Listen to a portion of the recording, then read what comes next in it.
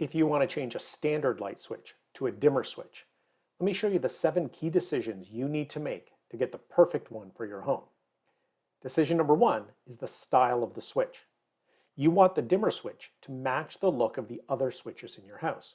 This is especially important if the dimmer will be beside other switches in the same device box. Look at your existing switches. They will either be the traditional toggle style or the newer rocker or Decora style. Also, get switches that are the same color as the other switches in your house. Decision number 2 is how you turn the light off.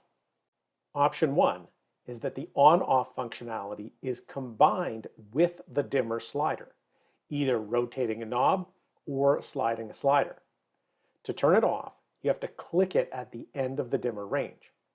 We've had these in our home, and more than once I found lights on at night or the next day when I didn't click it all the way down.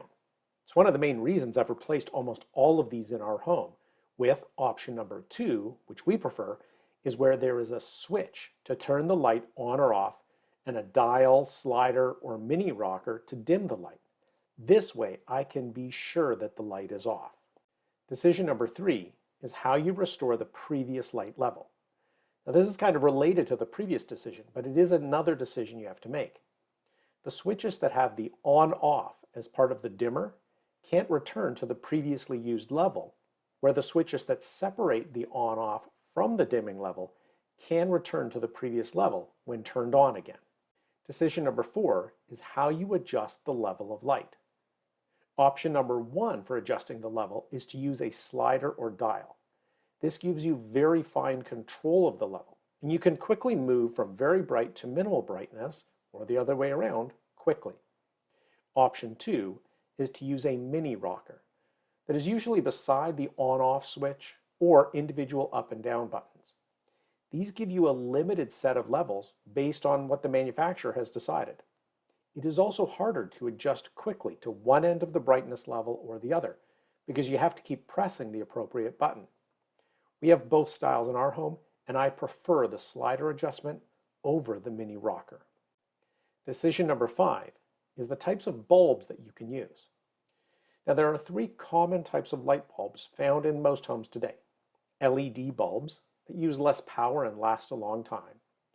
Halogen bulbs that are bright, run hot, and are often in pot lights. And incandescent bulbs that are the traditional bulbs and are being phased out. On the dimmer package, it will say which types of bulbs the dimmer works with. Now when you're buying LED bulbs, make sure you check that the package indicates that the bulbs are dimmable. A non-dimmable bulb will not work properly with a dimmer switch. Decision number 6 is whether the dimmer has support for home automation platforms. If you want to integrate the dimmer with other home devices like plugs or a thermostat, you don't want a dimmer that only uses a proprietary platform. Confirm that it works with the platform you use. Alexa, Google Assistant, and Apple HomeKit being the most common ones. Dimmers that connect to home automation systems are usually more expensive than those that don't connect.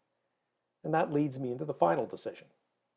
Decision number 7 is price. A basic dimmer switch can cost around $20, while a premium switch with a fancier dimming mechanism can cost over $30 or over 50% more. As long as you select a trusted brand like Leviton or Lutron, you know you're going to get a quality dimmer switch. So to wrap up, the 7 decisions you need to make in order to find the right dimmer switch for you are: number 1, the style of the switch. Number 2, how the switch turns off. Number 3, how you restore the previous lighting level. Number 4, how you adjust the lighting level. Number 5, what bulb types it works with.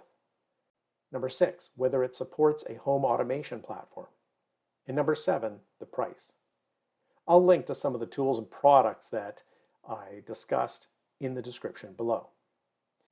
Once you make these decisions, it'll narrow your choices to just a few when you go to Home Depot, Lowe's, or search on Amazon.